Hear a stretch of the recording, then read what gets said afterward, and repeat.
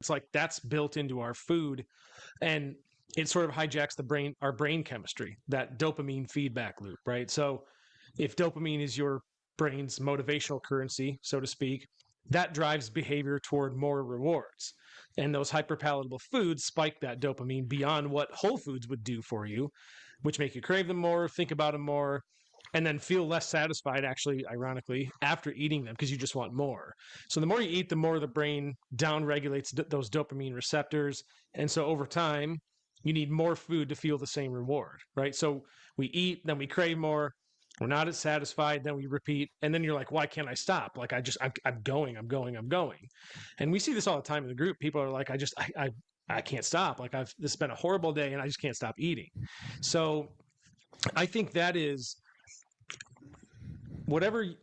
I think we should dive into that part first. And he also discusses the basal ganglia, which, if they, my takeaway from that was that's a very strong reason why these are our habits and behaviors that we keep looping over and over back through. It's like that's a big part of why, because the basal ganglia controls so much. I don't know if that's the right word, but influences so much of our behavior that it really is very difficult to undo a lot of those habits that are so deeply ingrained in us, especially when dopamine is that motivator. So then, if we then kind of take this into what we think about in terms of the modern food environment, a lot of the foods that are produced, manufactured, created, and made in restaurants are designed to optimize a reward system.